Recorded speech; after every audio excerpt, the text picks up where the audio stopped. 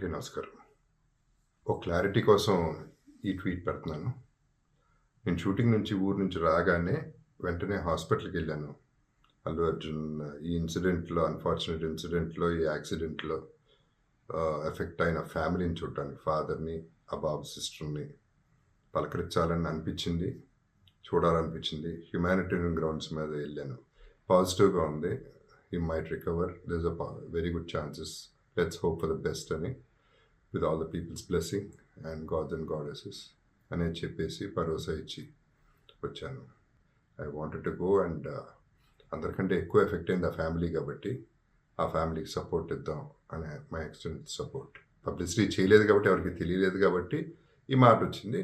అది I just clarified it. Thank you very much once again. నమస్తే.